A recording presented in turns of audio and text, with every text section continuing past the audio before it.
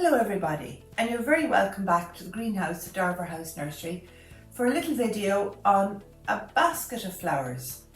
It's the 3rd of June and the gardens are beginning to come to life just after all the bad weather, the frost, the rain, the hailstones. So hopefully summer is on the way, the COVID vaccine is being rolled out well and everybody will be able to get out and about and enjoy their gardens and plant some nice plants to have as cut flowers in next year. You mightn't get flowers on some of them this year, but hopefully next year. Now, this is just an old basket that I've had for ages, and because it's lined with polythene, I could put floral foam into it, but it would take up an awful lot of space, so I'm not going to do that. I've just put another container in to lift my flower pot saucer. This is just a plastic flower pot saucer, and I have a piece of the biodegradable floral foam in here. Now, the floral foam that was produced as the biodegradable one has changed colour back to green, which is very confusing because it's hard to tell the difference now. And it was because seemingly florists didn't like the colour of the grey one, which I thought was quite a nice colour to cover and easier to camouflage, but I am only a little person out here in the middle of nowhere. So I'm putting a piece of this clear anchor tape around my dish so that the whole lot doesn't go upside down and fall out. That's just a piece in there just to secure my mechanics. Now, this anchor tape is available in most garden centres and it comes in the green and in the clear one. And here I have my flower scissors. So this is the basket. Now, the handle is a little bit wonky, but that adds character, or so I think anyway. So for this design, it's just going to be about in the pink, I think I'm going to call this. But pinkies and purplies, tints, tones and shades of what's in the garden. And I went out on, what day is today? Today's Thursday, Tuesday evening, and I picked foliage and I picked flowers. And I'm going to use some of that now to give me my outline. This is a traditional basket of flowers. I'm not doing any contemporary bits and bobs with this one. So I'm just going to get out some of my foliage, which I have here, which is this lovely copper plant called Physocarpus. That sounds like a terrible disease, but it's a lovely plant called Physocarpus. Physocarpus. Physocarpus. And this is your traditional shape, as I'm saying to you now, and it's an easy one to do. And a basket of flowers, even though it might be a little bit old-fashioned, I think is still a lovely gift to bring somebody. And now that we're all going to be al fresco, dining outside, wouldn't it be nice to have a little basket on a table in your garden to invite your friends when they've all been vaccinated and we can have a little get-together outside. Now, with this Physocarpus, I'm just adding in little bits. It's got a tiny little bud, pinky flower on it, as if I was playing darts. They're just going in, and I've just put little bits out over the edge. I'm hoping you can see the shape of that. And I don't want to have cut ends visible, but I might be able to camouflage. I don't want to waste my plant material because this time of the year foliage is extremely soft and it's not lasting very well. Now, I just picked all of this and put it into a bucket of cold water. And it's important, there's one now with a little flower on it. It's much easier to see that little one. But don't put it in a sunny room. Put it somewhere shaded when you pick your foliage. Into just a bucket of cold water and give it a long drink. So now there we are with the little bit of Physocarpus. I'll put a little bit different length to that one, so we kind of make them put their little heads up. Now I also have here a little lilac. Now lilac, this is lilac time. I could call this lilac time. This is a lovely little lilac, and it's called Syringa Komarowii,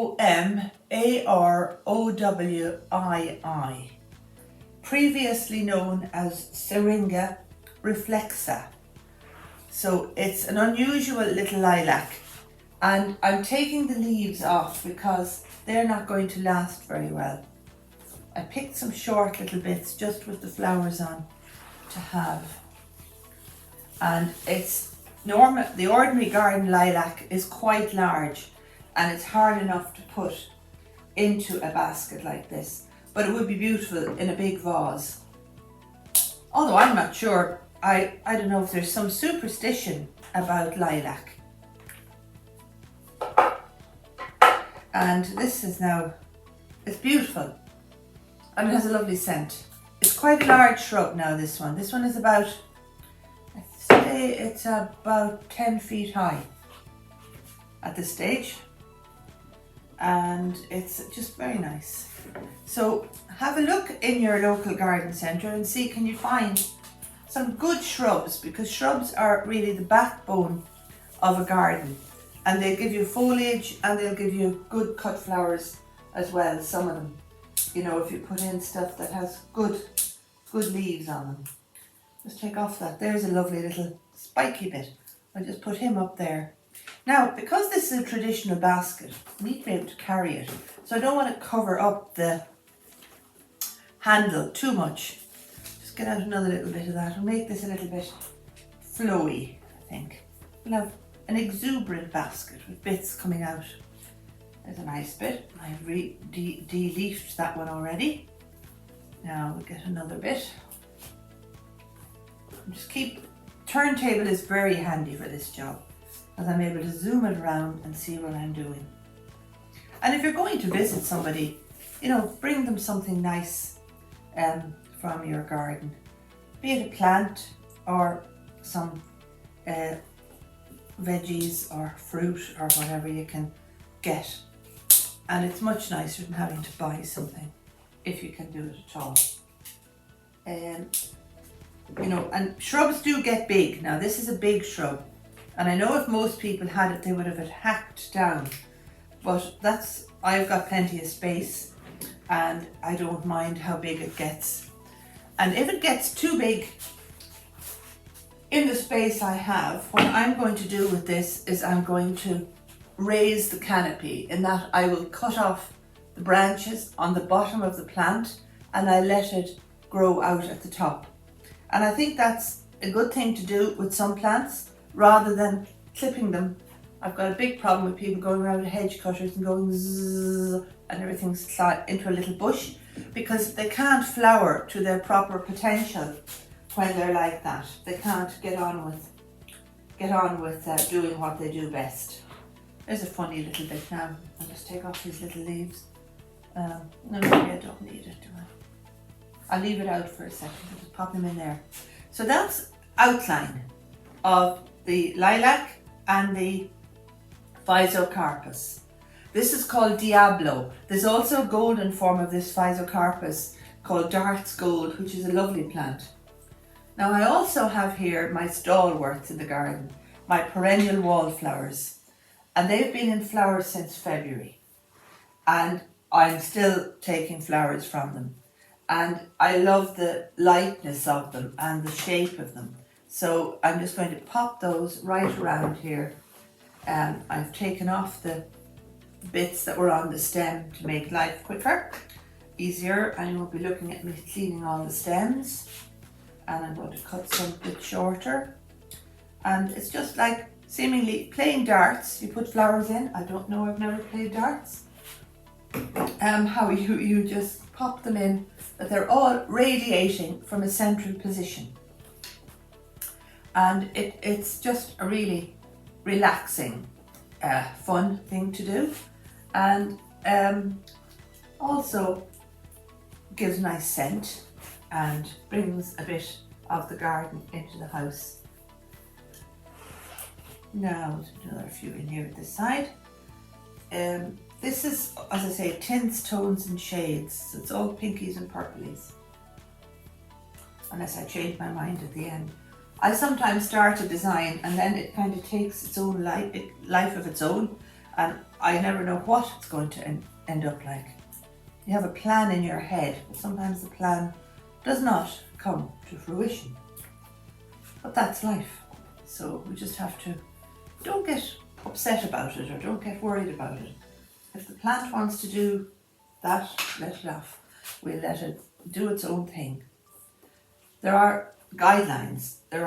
In flower arranging circles, we do have rules for competition, but I'm afraid this isn't for competition. This is just for my own amusement, and hopefully your amusement, and that you learn a little bit as we're going along, and that you can see. That's the last one of those little guys now, so we'll put another little fella in there. Now I hope you can see that it's beginning to get a little bit fuller. So this is a kind of basic two triangles back to back. So from here to here, and from here to here, and here to here, and here to here.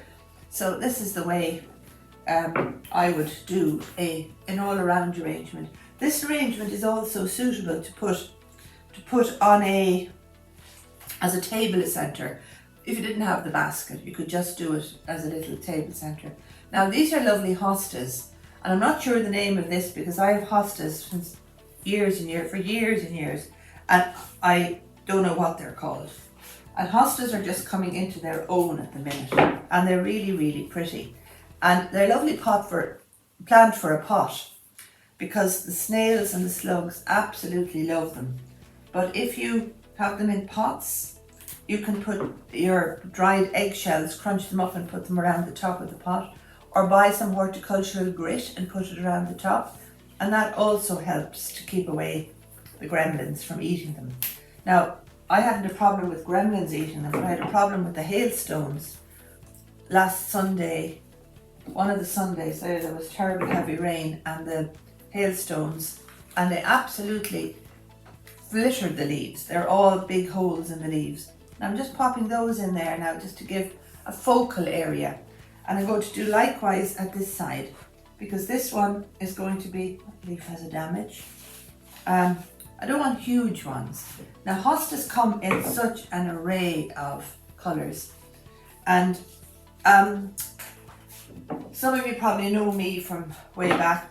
I had a little nursery out here in Jenkinstown, but not being able to get enough help really, and life happening, I had to cut down on what I was doing. So, but it's in the blood, I think, these plants.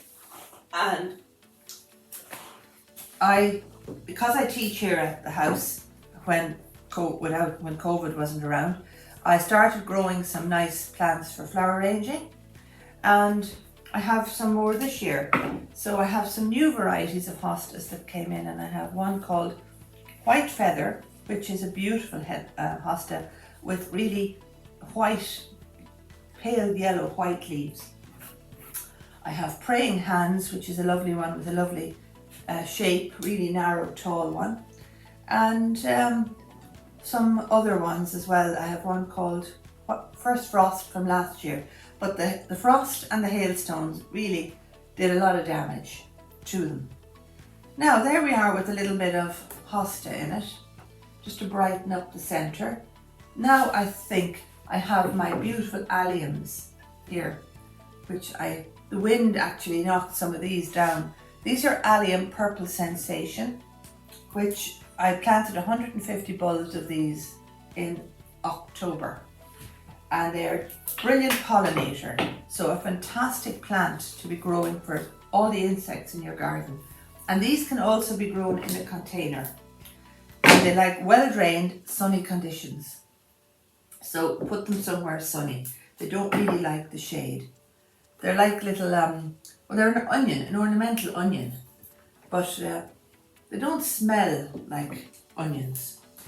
So they're very nice to use in a design.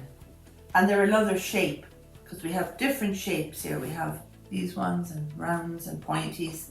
We have different ones. And it's nice to put in a little bit of variety. I'll put one coming out the front here. And these will also probably dry on the plant. I want a small one for coming out the front here. And here behind me, this is an allium from about 2 years ago. This one I think is Christophii, and the heads, they're not out yet, that one. I have those as well. But there's a million little seeds in the tops of them. But you can dry these and you can spray them for Christmas, or you can use them just naturally in a big vase, and they look really nice. And you can do all kinds of things with them. So this is a bigger version of this, and these were purple when they were in flower. But it's a very big head, and it's difficult enough to use unless you're doing a huge flower arrangement, really. Now, have we enough alliums in there? I think we have for the minute, and we can add in another one if I'm stuck.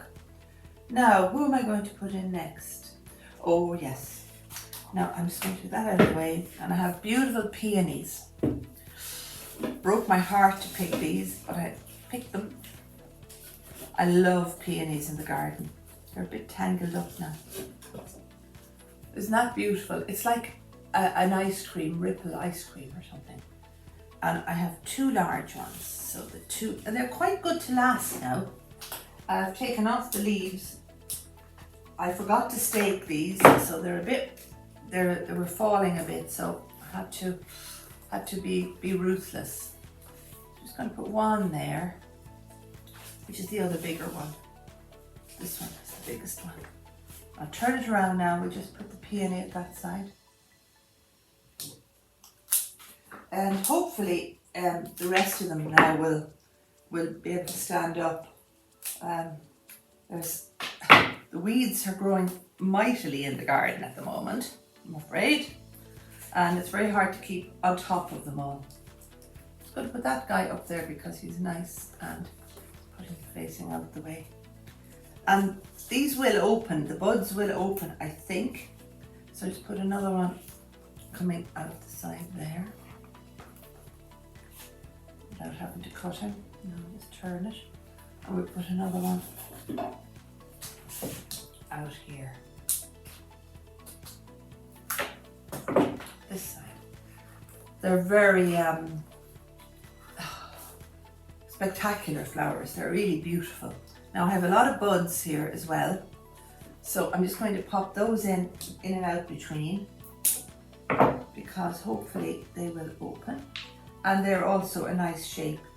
Now when you're growing peonies, and if you haven't a big garden, you can also grow these in containers, but peonies do not like to be planted deep. And they're a very old-fashioned plant, and lots of people have them that they've brought from their granny's house or somewhere, and they replant them in their garden and said, oh, it never flowers, it never flowers. So the reason probably is that it's planted too deep. There's also other types of peonies. This is the herbaceous peony, and I think they're available. Well, they're available everywhere, I think, to buy now. Anyway, you can get them. Let's take that out of the way now and just see what we have here. They're really hard. They're like little hammers, the little heads. They're very, very... Just to make a little bit of space around everything else.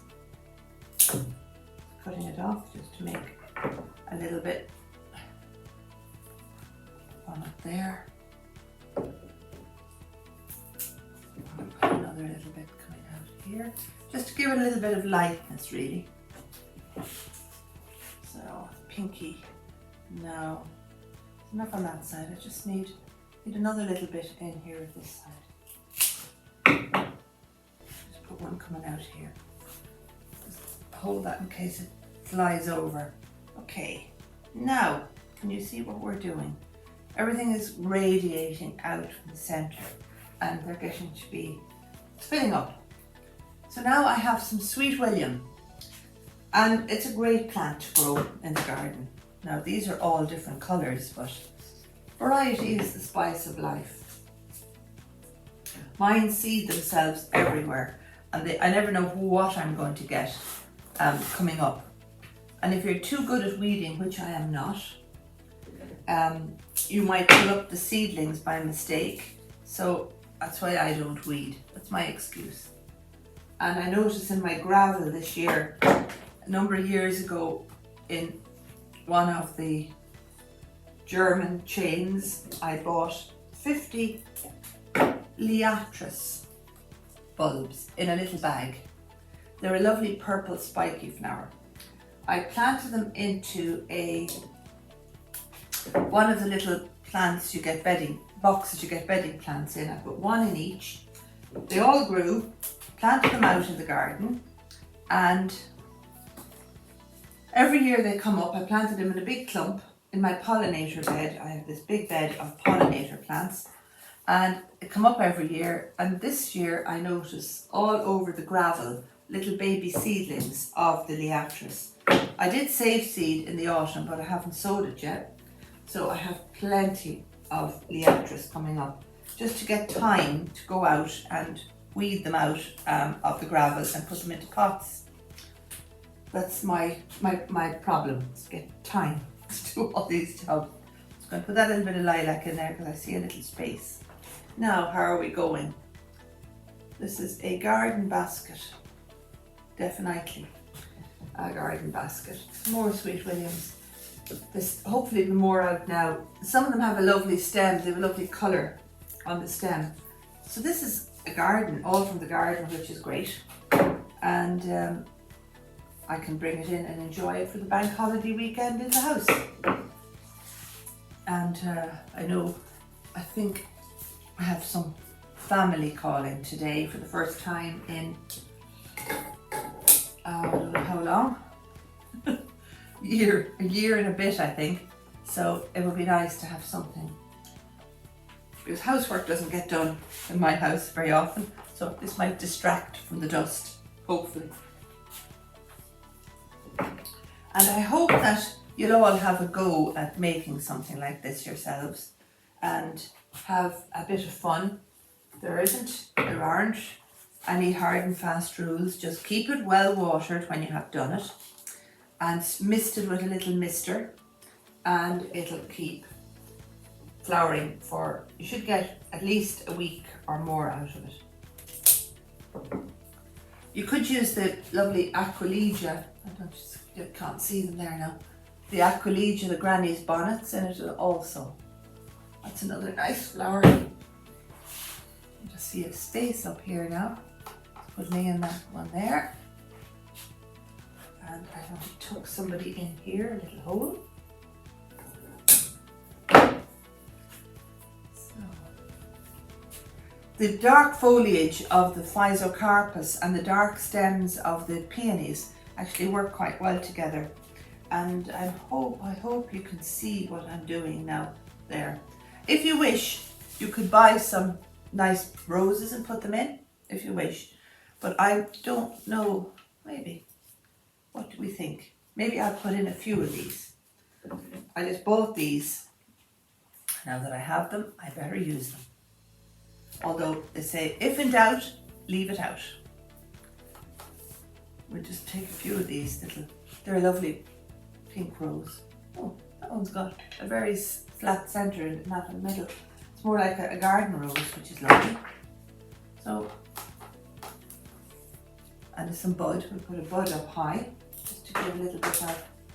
Now, when I brought these home from the shop, I boiled the kettle, I had my bucket, I took them out of the plastic sleeve they were in, I took off the thorns and most of the leaves up along, and I put the little packet of flower food that was at the end of the bunch into the 1/4 inch of boiling water in the bottom of my bucket, and I gave it a stir. I then recut the stem ends of the roses and I stood them into this warm liquid, hot liquid, just the bare 1/4 inch the bottom into the hot liquid, and I counted to 30 so that they got to get a good drink of water and flower food, because that's what's in those little packets. It's flower food, and it's got also an antibacterial and some kind of sugar I suppose. Like us all, we need a little pick-me-up every so often. So that's what is in those little sachets. So it's a good idea to use them when you have them. And not all flowers, you don't do that with all flowers. Put them into that warm, boiling water. It's just things like roses, chrysanthemums, gerberas, the African daisies, which are available to buy everywhere. Some chrysanthemums, roses, I'm just trying to think now, gerberas, not soft flowers. You wouldn't do it with garden flowers because it's not a good idea, because they wouldn't be able for that. You just stand those all in cold water. Now we just need one rose here.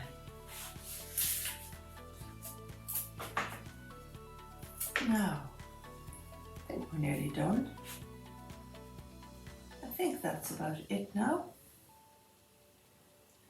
This one's a little bit long, it's shortening, just tucking back in a little bit. Now, if you wish, if you're out and about, you can pick some nice little grasses, wild grasses, and you can put those in, just to make it very light and feathery.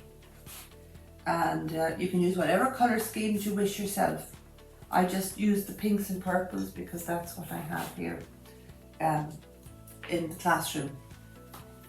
And I hope you enjoy this little dem, and I hope that you all have a go, as I said before. I'll just put in a couple of these.